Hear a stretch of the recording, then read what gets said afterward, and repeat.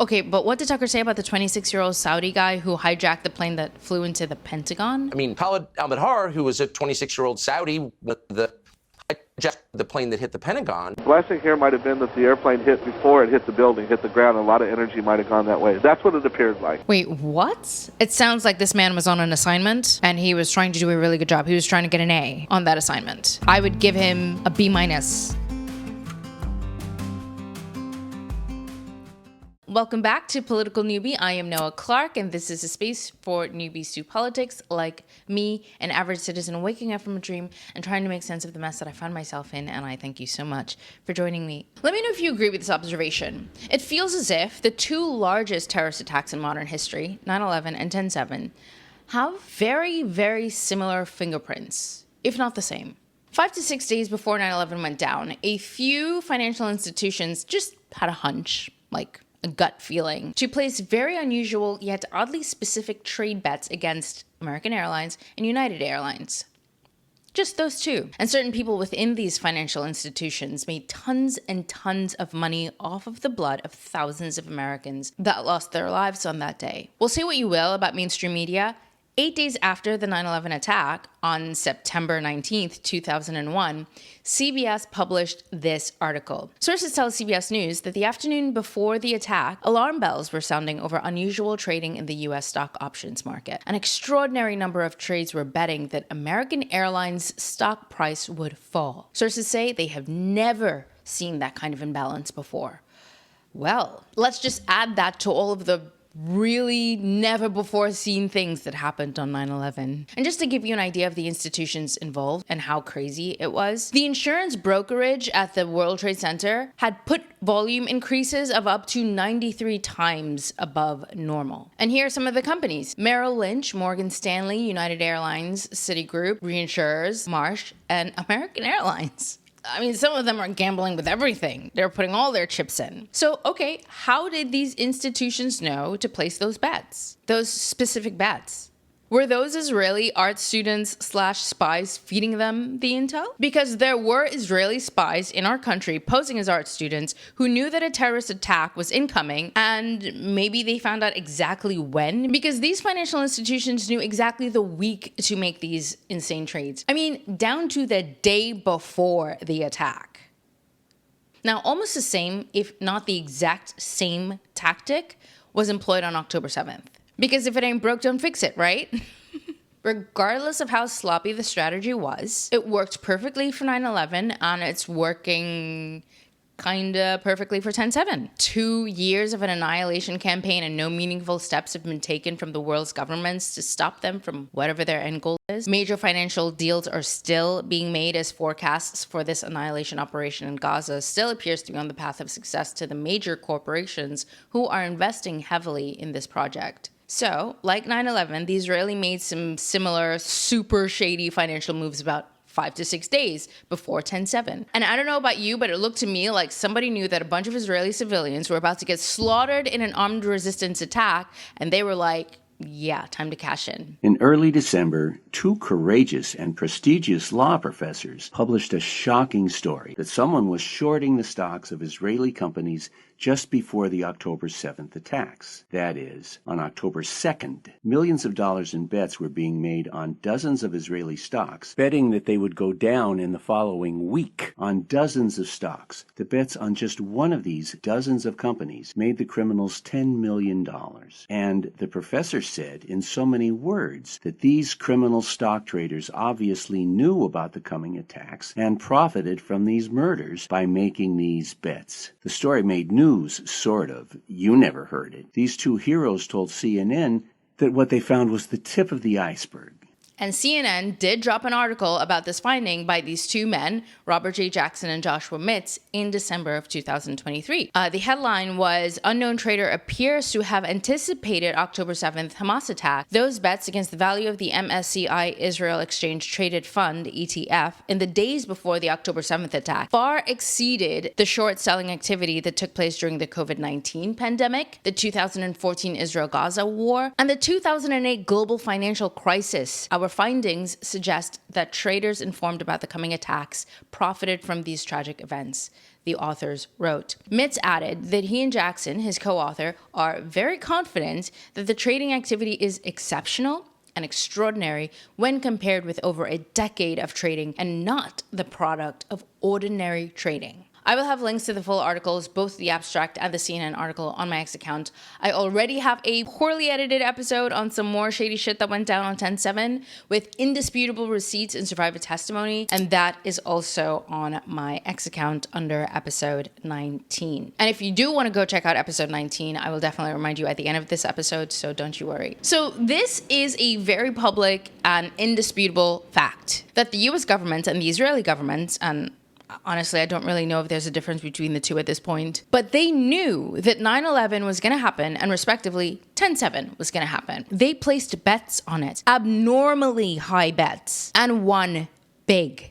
And guess what? When they were asked about it, they investigated themselves and found no wrongdoing. So don't get carried away here, okay? This is just an observation. Because Israel is our greatest ally and Hamas and Bin Laden. You know, those fun triggers that get us all distracted and riled up so we forget that every single one of us is fully capable of common sense? Fortunately for them, when we get emotionally triggered, we forget that we have common sense and ignore the obvious. Yeah. And by the way, kudos to CBS and Matt Egan from CNN. The truth is still allowed to get out through these major outlets, even after 10/7. Wild. But you know what? I think that's because they kind of have to tell us what they're doing. Like it's part of their core belief system, I think, part of their religion. Because they control the media, right? So I can't imagine that things are getting out that they don't want to get out. I don't know. I'm pretty sure the control is complex and maybe their control is not as tight as we think it is. I don't know. But the truth does make it out. And that's probably because the truth is so strong. Lies are really flimsy and they always crumble under pressure. You just cannot build something off of lies. You cannot. The truth will always punch through, and maybe that's what's happening. And I think that's one of the reasons why they do allow the truth to come out sometimes, because we are going to be running in circles and chasing our tails no matter how obvious the evidence is. So in honor of reigniting our collective common sense as a country, I'd like to just present some interesting facts about a devastating terrorist attack that happened on September 11th, 2001, that our greatest ally knew about and did nothing to stop.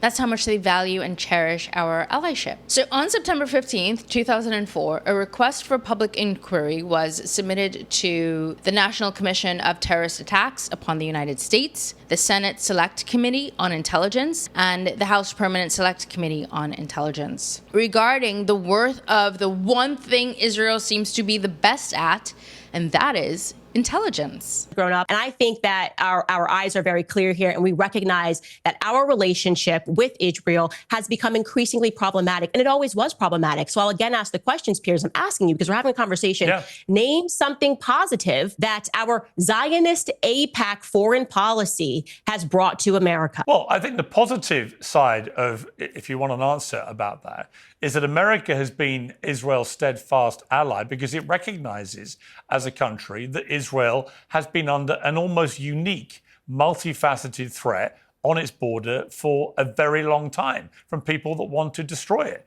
And you know that you may not see that as a benefit, but Israel has been very supportive to the United States in many ways. Because what your argument here is like, well, you get a pat on the back and you can say that you helped this country, which was formed in 1948.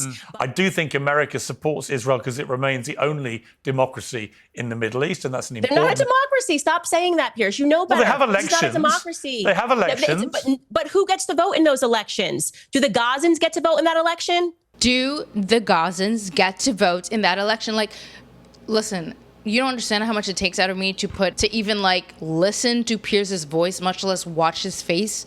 This guy, I just can't. I literally just cannot with this man. But anyway, I mean, at least Zionists argue that superior intel is what our unconditional subservience to Israel gets us. So let's take a look at indisputable facts from an official government document. They say here that Israel's Institute for Intelligence and Special Tasks, commonly known as Mossad, is the Israeli agency responsible for its external security. A few days after September 11th, Israeli intelligence officials reported that two senior experts of Mossad had warned the United United States in August of 2001, a month before, that large-scale terrorist attacks on the U.S. mainland were imminent.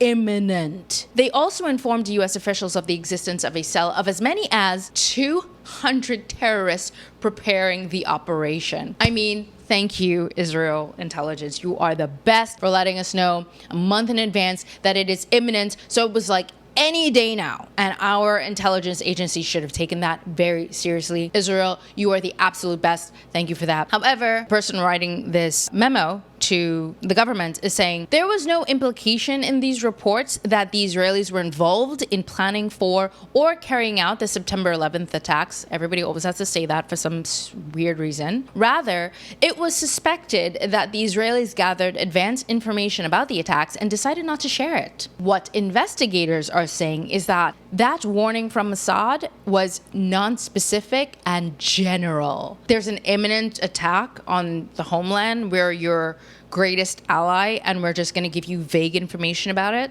Well, maybe intelligence wasn't that good back then, right? In 2001, maybe we can't blame them for shitty intelligence. So Mossad tells the U.S. in August of 2001 that as many as 200 terrorists are preparing a large-scale terrorist attack on the mainland, and they, according to the CIA, kept it vague. But it's just the craziest, wildest coincidence that the Telegraph writes an article about the U.S. arresting 200 young Israelis in spying investigation. It's just a weird number. There were 200 terrorists planning an attack on the mainland, and the United States arrested 200 Israeli spies. Whoa, many of them Middle Eastern looking. Okay. It's so sloppy, like they're telling on themselves. Is either you subconsciously know that 200 of your guys are on the field and you're just kind of sloppy with it, so you just use that number because that instinctively comes to mind, or you are telling on yourselves because you feel that cocky and confident. It's like a middle finger, you know? So the report continues. The Israeli New Jersey group appears to have been aware, before they occurred, that hijackings had been planned by Arab terrorists, as evidenced by their jubilation when the World Trade Center was first struck by the North Tower plane. It's funny, some people say jubilation, some people say dancing Israelis, I don't know. The leader of the Israeli New Jersey group, who has fled the United States for Israel, is included, along with the names of the hijackers and FBI suspects on the May 2002 FBI suspect list.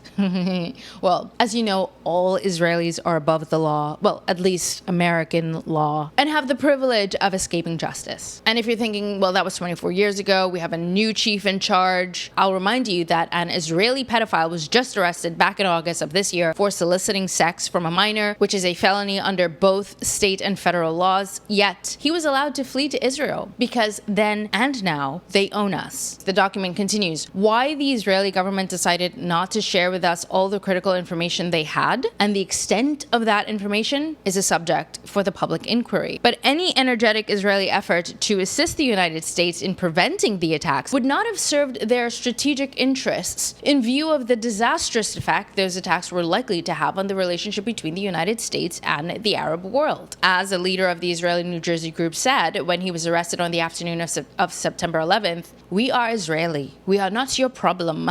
Your problems are our problems." No, they were your problem and you just made them our problem. Even Zionist Donald Trump said so. Because the fact is, we don't have to be in the Middle East other than we want to protect Israel. We've been very good to Israel.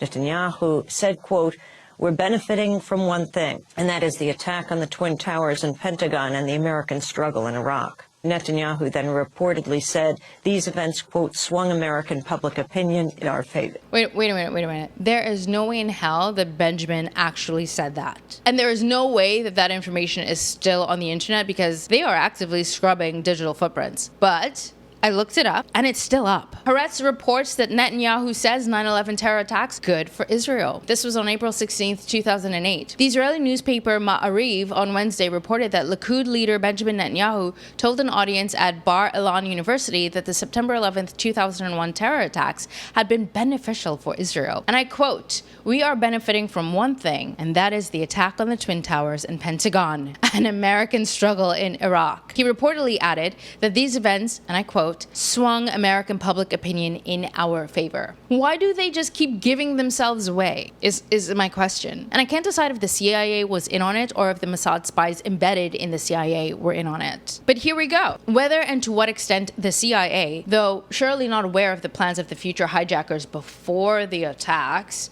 might have been aware of or condoned the Israeli groups' surveillance of Arab groups generally in the United States prior to September 11th is a further question that must be explored in the course of the public inquiry. The CIA's explanation of why 2 future hijackers were placed on a watch list in August 2001, as set forth in the Commission's final report, is implausible and may have been designed to conceal the Israeli warnings. Why would they want to conceal the Israeli warnings from the CIA network or the government or any relevant law enforcement network? Let me tell you what this sounds like to me, okay? The CIA did nothing with the warnings they received from Israeli intelligence back in August 2001 regarding as many as 200 terrorists preparing a large-scale attack on the mainland so that after the fact, they can say, whoops, we did get it. Israel is our ally and did warn us, but intelligence failure. You know, something similar to the 10/7 excuse they gave of intelligence failure. That's why there was no one around when Hamas broke through the fence. Meanwhile, at the same time, senior IDF officials gave a stand-down order to the IDF soldiers, like hours before Hamas broke through the fence. And by the way, there's a long distance to get to the fence, so that means that they saw Hamas rolling up to the fence and was like, okay, they're like a few hours out and we're just gonna issue a stand-down order. By the way, Hamas was like approaching the border like since the night before. The IDF people and intelligence had a meeting about Hamas approaching the fence like Friday night. So by the time Saturday morning when senior officials issued the stand-down order, Hamas was probably like halfway there. Anyway, the CIA was like, intelligence failure, we're lacking funds and couldn't do a better job. So, you know, give us some more money and we'll do better next time. I'm sure they use that as an excuse to benefit from a pay raise, which is what they got essentially. And by the way, I should say, the main beneficiary in the United States of those attacks was the CIA, which allowed them to happen. So the CIA budget became, more than doubled. Of course, we're not allowed to know what the CIA budget is, even in government. This is a fact, by the way. If you ask a high-level official at the White House currently, what's the CIA's full budget? They can't tell you. It is a secret that is so closely guarded that even people in charge of administering the government don't know what their budget is. But from what we can tell, it's more than twice what it was before 9/11. Okay. And, when he says CIA, we can pretty much assume Mossad. Right? I mean, it's like they have different names, but they're working for the same people. Tucker Carlson, who is doing a 5-part series on 9/11 that threatens to go in on some hardcore truths, according to him, gives a little more information on how well-informed the CIA was. The CIA was fully aware that many of the hijackers who committed 9/11 were in the United States. They had followed them, as the trailer suggests, around the world. 11 out of the 19 hijackers had visas for travel to the United States issued in Jeddah, Saudi Arabia, at exactly the moment that John Brennan was the station chief for the CIA in Saudi Arabia. They knew that they were here. They didn't hide the fact that they were here. I mean, Khalid al-Mihdhar, who was a 26-year-old Saudi, the plane that hit the Pentagon, was in the San Diego phone book. And he was being followed by the CIA, and not just by the CIA, by foreign intel services, probably the British, possibly the French, definitely the Israelis, that those visas were issued in a country with which we have very close security service cooperation at a time when John Brennan was running the station there. But that's different to saying that they knew what was going to happen. Whereabouts,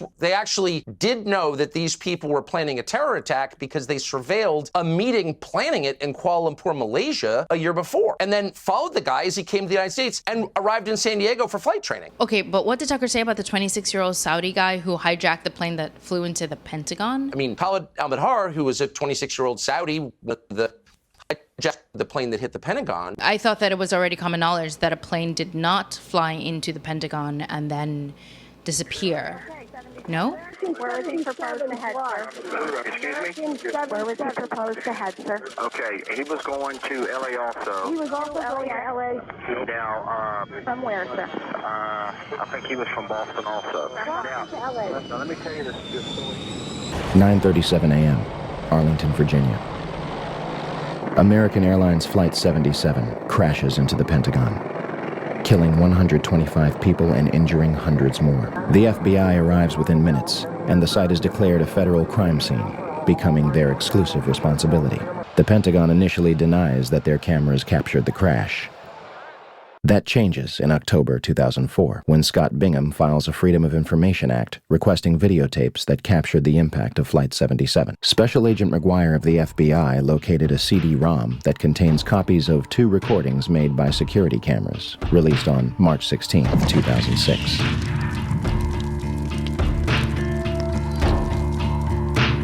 A video taken from a Citgo gas station, which is open only to Pentagon employees, released on September 15, 2006. And the Doubletree Hotel in Arlington, Virginia, released on December 7, 2006. The official story goes as such. American Airlines Flight 77 was taken over by 5 hijackers, led by Hani Hanjour. Hanjour entered the United States in 1996 to become a professional airline pilot, though he did not complete a single course. On the morning of 9/11, Hani and his 4 accomplices traveled to Dulles International Airport outside Washington, D.C. They had spent the past weeks at the Valencia Motel in Laurel, Maryland, 6 miles from the National Security Agency. All 5 set off metal detectors and are subjected to additional screening. Yet, all of them proceed to board American Airlines Flight 77, which is described by the Washington Post as unusually light on passengers. Out of 188 seats, 64 would be filled. In fact, all 4 planes involved in 9/11 would be at approximately 30% capacity.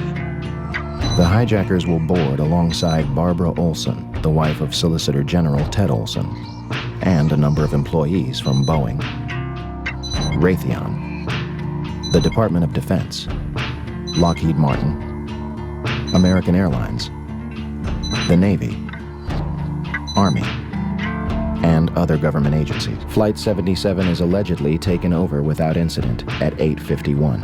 No mayday, no evasive maneuver, no sign of struggle. All commercial pilots are trained to send a 4-digit code, 7500, in the event of a hijacking. We are told that none of the 4 pilots on 9/11 did so. The plane soon after begins turning off course. Its transponder shuts off, and it disappears completely from radar. Flight 77 allegedly flies completely undetected back to Washington from the Kentucky-Ohio border, reappearing on radar screens at 9:32. Had Hani Hanjour wanted to inflict maximum damage, all he had to do was nose down into the roof of the Pentagon. Instead, he begins a complicated 330-degree turn, dropping 7,000 feet and exposing himself for an extra 3 minutes while executing a maneuver described by experienced pilots as nearly impossible. In essence, an amateur pilot who was unable to control a Cessna in August 2001 executed this nearly impossible maneuver in a 757 with skilled precision a month later. Flight controllers at Dulles International Airport were convinced that the plane was a military aircraft. We have an unidentified, very fast-moving aircraft inbound toward your vicinity. It was really moving fast. It was moving very fast, like a military aircraft might move at a low altitude. And all of a sudden, the plane turned away. In the room, it was almost a sense of relief. This must be a fighter. This must be one of our guys, sent in, scrambled to patrol our capital and to protect our president. And we sat back in our chairs and breathed for just a second. And the plane turned back. He continued the right-hand turn, made a 360-degree maneuver. A big loop? Correct. The 757 allegedly descends over a Sheraton Hotel, Navy Annex, and Citgo gas station before crossing Washington Boulevard. 5 light poles are struck and knocked out of the ground. 1 reportedly strikes a taxi.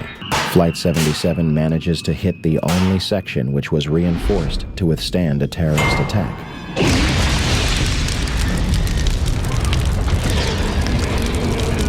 Including reinforced steel and blast-resistant windows an 1.5 inches thick. Now, I'm looking at this site, and you let me know if something is wrong with my eyes, because I don't see any trace of a ginormous plane flying through that building. I think there would be much greater damage to the sides instead of that, like, very calculated looking hole. Which, by the way, if you look at this photo, if a plane hit that must have been a super duper small plane, because the whole building seems to be intact to me. By the way, a plane of similar size took down the Twin Towers. And I'm sorry, but like on impact, it just like it had this big, ginormous explosion. There was like tremendous damage when you saw those planes fly into the towers. But this, it just looked like there was a big fire, you know, that looked like nothing major impacted this building. If you're telling me that my common sense is not enough to solve this case, when it's like super duper obvious, and we just have to take our government's word for it that a plane did hit that building, you do you, okay? I'm going to use my common sense here. So I feel like you don't need anything else other than the demolition collapse of both towers and, of course, of Building 7, the third tower, to know that those buildings had to be wired for demolition in advance, way in advance. And those Israeli spies / artists, like all 200 of them who got arrested, probably more, obviously would have known if the guys they were closely surveilling for years also rigged all 3 of those buildings for demolition. They would have known. People who are using their common sense, experts who've already come out, already know that those buildings could not have gone down the way they did without being wired for demolition. If we are to believe the official reporting from the government, the Israeli spies who must have seen these Arab terrorists wiring the building for months and years for demolition, planning for this attack where they were going to hijack planes and fly into these buildings. The Israeli spies kept this information to themselves until a month before the attack, August 2001, when they notified the CIA and kept it very vague and non-specific. So the CIA, you know, didn't take it seriously. But let's explore the Pentagon a little bit, okay? Because was it an aircraft that crashed into that building? Because if it wasn't, right, we are collectively going to have to reevaluate the reporting from a Fox News employee, in addition to eyewitness testimony, that the planes that hit the Twin Towers weren't commercial airliners. Tell me what you think about this. And we were standing there and I said, I can't believe this. And sure enough, there it was, another plane. The plane wasn't no airline or anything. It was a twin-engine, big gray plane. Mark Bernbach, a Fox employee, is on the phone with us. Mark witnessed this from what we understand. Mark, were you close enough to be able to see any markings on the airplane? There was definitely a blue logo. It was like a circular logo on the front of the plane, towards the definitely towards the front. It definitely did not look like a commercial plane. I didn't see any windows on the side, and definitely very low. And I'm completely panicked. I'm you're freaking out. I cannot believe what I just saw. We are all shaken by this. We are watching the video now back live, but the upper floors of the World Trade Center in Manhattan in flames now after apparently 2 large airplanes, we're talking about jetliners here, slammed into the sides right around 9 o'clock this morning. Mark, if what you say is true, those could be cargo planes or something like that. You said you didn't see any windows in the side? I didn't see any windows in the sides. I saw the plane flying low. I was probably like a block away from the subway in Brooklyn, and that plane came down very low. And again, it was not a normal flight that I've ever seen at an airport. It was a plane that had a blue logo on the front, and it did not look like it belonged in this area. Now, we've just heard testimony that refutes the official report that a commercial airliner hit the World Trade Center. Well, if it wasn't a commercial airliner, it would have to be either a private or a military aircraft, and I think we can rule out private aircraft. I didn't see any windows on the sides. I saw the plane flying low. I was probably... It wasn't no airline or anything. It was a twin-engine, big gray plane. That's really creepy, because the air traffic controllers at Dulles Airport that we just saw, the woman and the guy, said that the plane heading to the Pentagon was moving at the speed of a military plane. We have an unidentified, very fast-moving aircraft inbound toward your vicinity. It was really moving fast. It was moving very fast, like a military aircraft might move at a low altitude. I think they could tell the difference between how fast a commercial airline could fly and how fast a military plane can fly. Not to mention the really difficult, challenging maneuvers that experts say is pretty much impossible for a commercial airline to make. And then you add that information onto the fact that none of the pilots from the 4 planes sent out a distress signal. What is the probability that out of the 4 planes that were hijacked, the hijacking was so successful that the pilots had 0 time to send out a distress signal? Is anybody good at math? And not only was that plane heading to the Pentagon moving at military speed, when it crashed into the Pentagon, it disappeared. The section hit was the headquarters of Naval Operations, Naval Intelligence, and Navy Command Center. Army personnel were also killed, along with a number of accountants and budget analysts. These pictures were taken before the roof of the Pentagon had collapsed. The Pentagon's outer wall had a hole approximately 20 feet in diameter on the first and second floor, and visible damage 90 feet across the first floor. A Boeing 757 is 155 feet long, 44 feet high, has a 124-foot wingspan and weighs almost 100 tons. And it disappeared into this hole without leaving any substantial wreckage on the outside. There is no visible damage from where the wings or vertical stabilizer would have hit the building. The engines of a 757 are 6 tons each, comprised of both steel and titanium. If they slammed into the building at 500 miles per hour, where are the imprints? Where are the engines themselves? The 757 appears to have completely disappeared into the building. There are numerous parts to a 757 that are virtually indestructible, marked with a specific serial number tied back to the plane. To date, we have not seen a single piece positively identified as Flight 77's. Additionally, there was no impact damage to the lawn, meaning Flight 77 managed to strike the Pentagon while remaining a few feet above the ground.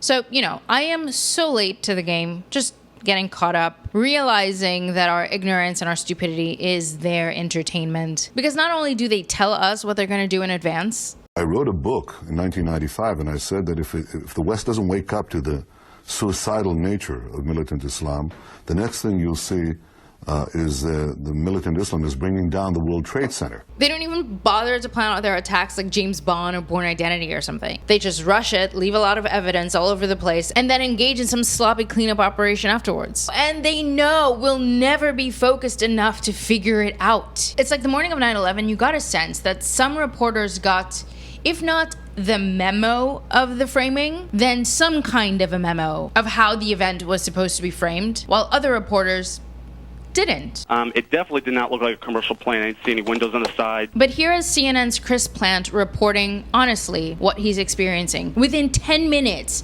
of the Pentagon attack. Chris Plant, tell me what you've learned since we last talked. Well, in speaking to people here at the Pentagon as they're being evacuated from the building, I am told by several people that there was, in fact, an explosion. I was told by one witness, an Air Force enlisted, senior enlisted man, that he was outside when it occurred. He said that he saw a helicopter circle the building. He said that it appeared to be a U.S. military helicopter and that it disappeared behind the building where the helicopter landing zone is. Excuse me, and that he then saw a fireball go into the sky. I'm attempting to make my way around to that side of the building in my car right now to see if I can get a better visual perspective on the scene on that side of the building. But initial reports from witnesses indicate that there was, in fact, a helicopter circling the building, contrary to what the AP reported, according to the witnesses I've spoken to anyway, and that this helicopter disappeared behind the building and that there was then an explosion. So a U.S. military helicopter before the Pentagon was hit? So not only was there a Boeing 757, there was also a helicopter heading towards the building. Sus. But the first eyewitness was a super credible eyewitness. It was someone from the Air Force. I was told by one witness, an Air Force enlisted, senior enlisted man, that he was outside when it occurred. So the military was on site. Okay, Chris Plant did not get the memo. He was not in the loop. Because even though people on the ground were saying what really happened, I think his reporting was supposed to be in line with the narrative. He was probably just not supposed to even mention it. Just say something generic as if he hadn't spoken to anybody yet. Or nobody actually saw a helicopter and all of these people were high on something. It was within 10 minutes of the attack. So yes, memories were fresh. But the trauma of it probably had these eyewitnesses, including the military personnel who was outside and saw it with his bare naked eyes, confused and hallucinating, tripping on whatever they took, or just tripping on fear, shock. I don't know. So we got to find an eyewitness who saw a plane. Someone must have seen a plane because that's what's happening right now. It's a plane hijacking spree. And sure enough, a credible eyewitness is found. Mr. Timmerman, are you with us right now? I sure am. You're a pilot. Tell us what you saw. Well, I was looking out the window. I live on a 16th floor overlooking the Pentagon, and then it's a corner apartment, so I have quite a panorama. And being next to National Airport, I hear jets all the time, but this jet engine I heard was way too loud. I looked out to the south, to the southwest, and it came right down 395 right over Columbia Pike, and as it went by the Sheraton Hotel, the pilot added power to the engines. I heard it spool up a little more, and then I lost it behind a building, and then it came out, and I saw it hit right in front of, didn't appear to crash into the building. Most of the energy was dissipated and hitting the ground, but I saw the nose break up, I saw the wings fly forward, and then the conflagration took, just engulfed everything in flames. It was horrible. What can you tell us about the plane itself? It was a Boeing 757, American Airlines, no question. You say that there was a Boeing, and you say it was a 757 or 767. It's hard. 757. 757, yeah, which American of course Airlines. is one. It was so close to me, it was like looking out my window and looking at the helicopter. It was just right there. Wait. He said it was flying so low that it looked like a helicopter? Wait, I'm sorry. What, did I miss that? It was so close to me, it was like looking out my window and looking at the helicopter. It was just right there. We were told that it was flying so low that it clipped off a couple of light poles on its way in. That might have happened behind the apartments that occluded my view, and when it reappeared, it was right before impact, and like I said, I saw the airplane disintegrate and then just blow up into a huge ball of flames. So there was a fireball that you saw. Absolutely, and the building shook, and it was quite a tremendous explosion. I'm sorry, but this to me feels like someone gave him a call and said, you're a pilot, you know the assignment, right? You got to say that you saw a plane, it was a 757. I don't know, CNN is about to give you a call and you're going to be on the line on national TV. Let everybody know that you saw a plane. And he, in the heat of the moment, he slipped up and he said it was kind of like seeing a helicopter outside of his window. Continue. The blessing here might have been that the airplane hit before it hit the building, hit the ground, and a lot of energy might have gone that way. That's what it appeared like. Wait, what? It appeared like the plane hit the ground and not the building, so that would explain why the building was still intact, right? That answers our question, and we're all so stupid. Listen, it sounds like this man was on an assignment and he was trying to do a really good job. He was trying to get an A on that assignment. I would give him a B- because why? Why would you slip up and say it was like seeing a helicopter? That, what? Anyway, that's really sloppy because it's not his fault. The person who told him to do the assignment probably should have said, listen, people are saying that they saw a helicopter flying by the Pentagon, a military helicopter. Please don't say anything about a helicopter. But no one said that to him, I'm pretty sure. So his memory seems like it took over and the truth slipped out. But this is the thing about the truth, right?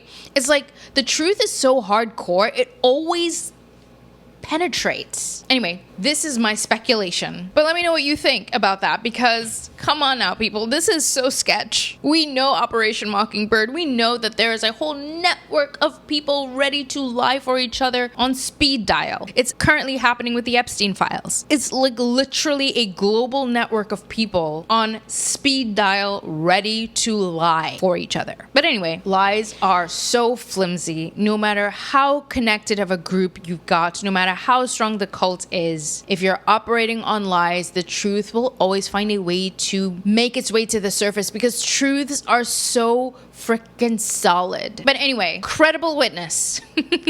So the plane hit around like 9:38. There was a lot of conflicting stories coming in about a helicopter, that they heard an explosion, maybe it was a bomb, maybe it was a missile. There were lots of conflicting stories about the Pentagon. People were just not on the same page. They couldn't control the messaging that well because it was coming in so fast. So a lot of things were slipping through and it was just chaos around the Pentagon story. Now, Jamie McIntyre is another CNN reporter, very, very qualified reporter for this kind of reporting. And for most of the morning, he was reporting on the Pentagon and kind of saying that I don't think he was close to the site. So he was pretty much, I think, maybe repeating what he was being told in his headpiece or something and saying that a plane hit and this and that and the other. But then he was able to get up close. And I don't know if they allowed him to get close or he snuck in. And I don't know if when he got up close, he was so in shock at what he actually was seeing on the ground. And it looks like he fumbled the ball and forgot the script and told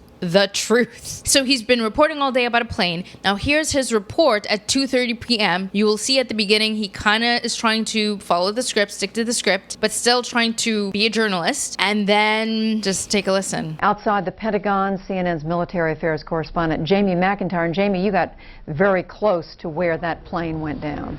That's right, Judy. A while ago, I walked right up to next to the building was firefighters were still trying to put out the blaze. The fire, by the way, is still burning in some parts of the Pentagon. And I took a look at the huge gaping hole that's in this side of the Pentagon. I could see parts of the airplane that crashed into the building, very small pieces of the plane on the heliport outside the building. The biggest piece I saw was about 3 feet long. It was silver and had been painted green and red, but I could not see any identifying markings on the plane. I also saw a large piece of shattered glass. It appeared to be a cockpit windshield or other window from the plane. Jamie, Aaron was talking earlier, one of our correspondents was talking earlier, I think it was Bob Franken, with an eyewitness who said it appeared that Boeing 757, the American Airlines jet, landed short of the Pentagon. Can you give us any better idea of how much of the plane actually impacted the building? You know, it might have appeared that way, but from my close-up inspection, there's no evidence of a plane having crashed anywhere near the Pentagon. The only site is the actual side of the building that's crashed in, and as I said, the only pieces left that you can see are small enough that you could pick up in your hand. There are no large tail sections, wing sections, fuselage, nothing like that anywhere around, which would indicate that the entire plane crashed into the side of the Pentagon and then caused the side to collapse. Now, even though if you look at the pictures of the Pentagon, you see that the floors have all collapsed, that didn't happen immediately. It wasn't until almost about 45 minutes later that the structure was weakened enough that all of the floors collapsed. So there's no sign that a plane actually impacted the building, so it sort of like hit the ground and exploded, and like the after effects of the explosion hit the Pentagon, even though there's a big hole going right through the Pentagon and exiting out the back. Okay. The explosion of the plane was so intense, so ferocious, that the plane disintegrated. The entire plane disintegrated, melted. There's not even charred material of the plane on the grass.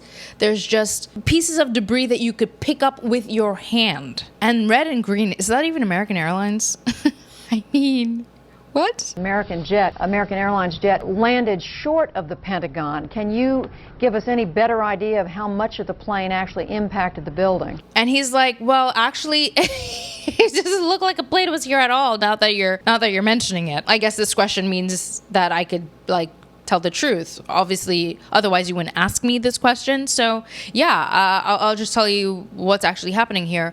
And he did. From my close-up inspection, there's no evidence of a plane having crashed anywhere near the Pentagon. But later on, he did come on and say, guys, everyone is taking me out of context. I did not mean to imply that there was no plane that hit. There was definitely a plane that hit. That makes me think either he was on the assignment and slipped up, or he was just an honest reporter and then they got to him afterwards and he buckled. I'm interested to know what you think about that, because shady, shady, shady. But okay, fine, whatever. Maybe he was taken out of context. Fine.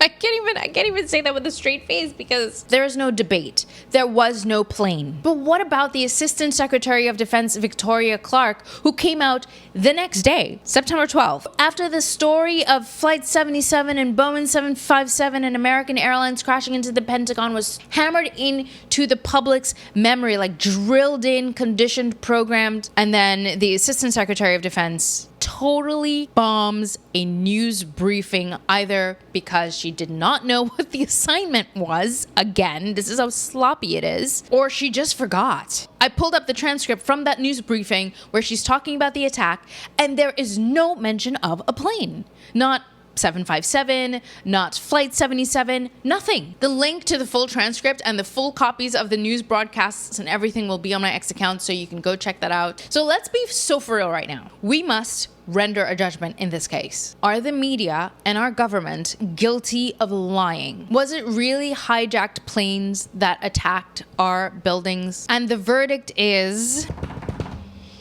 Okay, wait. Let's look at one last piece of evidence, okay? It's September 13th.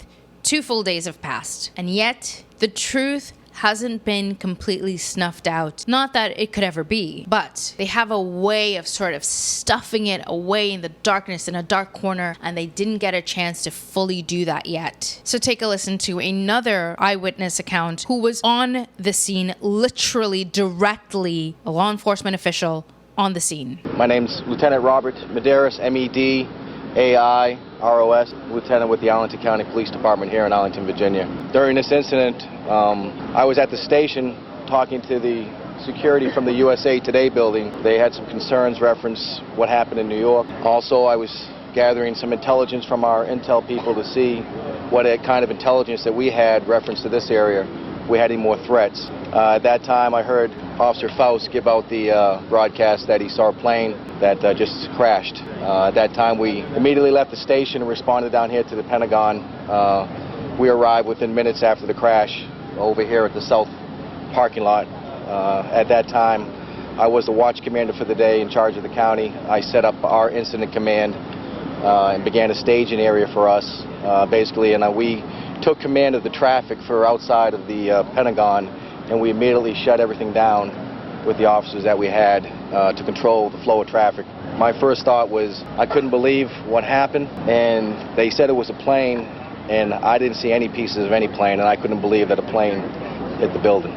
Now, I'm just sharing with you very, very few pieces of evidence. You really don't need any more, but there are tons of people saying there was no plane, period. And still, the media is like, we don't care. We are going to push that story regardless. First of all, any journalist that does an ounce of reporting knows that there was no plane. So it's either the journalists who are pushing that narrative have no journalistic integrity whatsoever, and really there is a whole different criteria for being a journalist, and it's not investigating anything. It's just sort of repeating what you're told. And if you investigated it thoroughly, under no circumstances can you argue that there was a plane there, especially when the government does not want to give you any forensic evidence at all.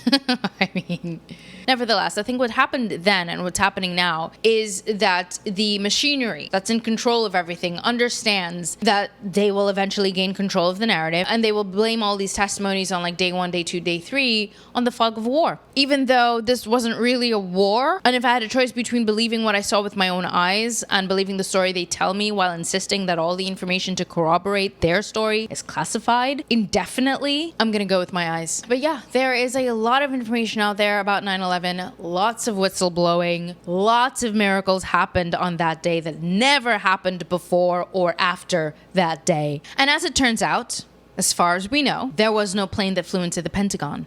And since our government cannot prove that there was a plane that flew into the Pentagon, that part of the case is solved. And if it wasn't a commercial plane, it was a military plane or helicopter or a drone of some kind that struck the Pentagon. And if it was a military plane, there was no hijacked planes that crashed into any building. And we can say that because unless they can prove that Flight 77, Boeing 757 crashed into the Pentagon, then we have to take the testimonies of the Fox News reporter and eyewitnesses on the ground when they say that commercial airlines did not fly into the towers. Which means that something sinister had to have happened to the flights that were supposed to crash into those targets. So, government, a verdict has been reached. Unless you release the files, you will remain guilty of lying and premeditated mass murder. Well, that's my verdict, at least. What do you think? All right, and before I go, I need to keep my promise and remind you that if you want to check out some hardcore truths that went down on 10/7, it'll pop up over here in a few seconds, so you can click on it. And if I don't see you in my comments below, leave me a thumbs up to let me know that you were here, and I cannot wait to see you in my next episode.